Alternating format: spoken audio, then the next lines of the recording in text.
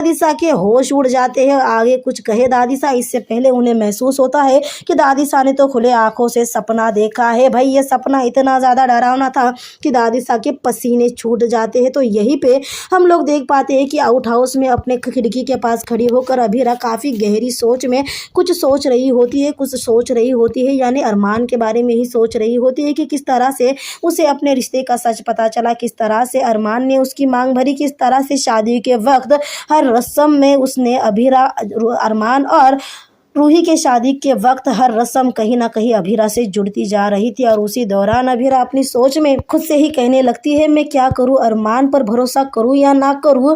और सबसे पहले उसे जवाब आता है, कर लो। जी हाँ, क्योंकि पूरे फैमिली मेंबर अभीरा के पीछे खड़े होते हैं। जी हाँ, पूरे की पूरे फैमिली मेंबर अभीरा के पीछे खड़े होते हैं अभीरा को समझाने के लिए कि वो अरमान को एक मौका दे दे। जी हाँ, सब अपनी अपनी बात कह रहे होते हैं। तो यहाँ पे वही हो जाता है जो नहीं होना चाहिए था। हर कोई अपनी पॉजिटिव बात रख ही रहा होता है कि तुरंत चारों अपनी नेगेटिव बात रख ही लेते हैं। जी हाँ, हर कोई अरमान की साइड रख रहा होता है तो तुरंत से चारों के मुंह से उटपटांग बात निकली जाती है कि अगर अरमान और अभीरा एक हो जाएंगे तो रूही भाभी का क्या होगा। फिर क्या था, क्रिश और आर्यन भी चारू को डांट ही देते हैं, ये कहते हुए कि मिस चारू जी क्या आप चुप बैठ सकती है। जी हाँ, जिस पर चारू कहती है कि मैंने बस फैक्ट और सच्चाई बताई है, जिस पर दोबारा से क्रिश और आर्यन चारू को चुप कराने की कोशिश करते हैं। उसी दौरान वहाँ पे माधव पोदार आकर सबको कहने लगते हैं कि अभीरा की ज़िंदगी अभीरा का रिश्ता है और वो खुद से फैसला लेगी कि उसे क्या करना है और क्या नहीं करना है।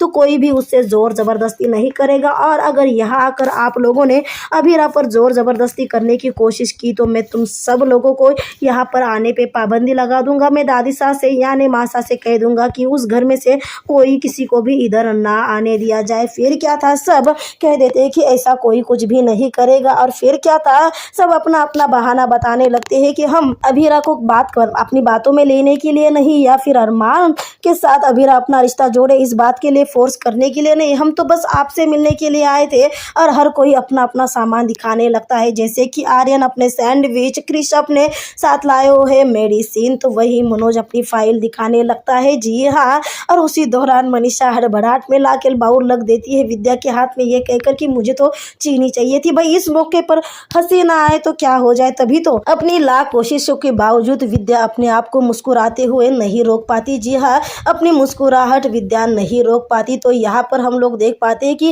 रात का वक्त हो चुका था और रूही अब तक गाड़ी चला रही थी। जी हाँ, रूही अभी भी गाड़ी चला रही होती है और काफ़ी दूर तक आ चुकी होती है वो गाड़ी चलाते हुए, और मनीष गोयनका उसके पीछे ही होते हैं। और उसी वक्त सुवर्णा का फ़ोन आ जाता है।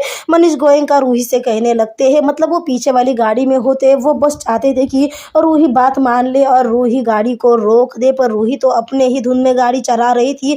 तभी तो सुवर्णा जी का फ़ोन उठाकर मनीष गोयनका से बात करने लगते हैं। सुवर्णा जी कहने लगती है कि आप कहाँ पे है, अब तक रूही भी घर पर नहीं आई है। जिस पर मनीष गोयनका सुवर्णा को बताते हैं कि रूही एक बात को लेकर उनसे नाराज़ हो चुकी है और काफ़ी देर से काफ़ी स्पीड से गाड़ी चला रही है। जी हाँ, मनीष गोयनका सुवर्णा जी से फ़ोन पर बात कर फ़ोन रख ही देते हैं। तो सामने आकर देखते हैं तो क्या सामने गाड़ी रुकी हुई थी रूही की और काफ़ी सारी भीड़ लगी हुई होती है। मनीष गोयनका तुरंत उस गाड़ी के पास अपनी गाड़ी लेकर आते हैं और गाड़ी को रोक कर सामने आकर देखते हैं तो ओ माय गॉड, इस पर कहानी स्टॉप हो जाती है। जी हाँ, वैसे तो हम लोगों को पता है कि आखिरकार क्या होने वाला है, क्योंकि आने वाला प्रोमो जो हम लोगों ने देखा है कि जिसमें हमें पता चलेगा कि रूही से एक बहुत बड़ा एक्सीडेंट हो चुका है, पर कहानी इस तरह से स्टॉप की है कि मानो भाई रूही का ही एक्सीडेंट हो गया है। जी हाँ, मनीष गोयनका के जिस तरह से फेस एक्सप्रेशन थे उसके बाद तो यही लग रहा है कि कहीं ना कहीं रूही के साथ ही गलत हो चुका है, पर रूही के साथ कुछ गलत नहीं हुआ है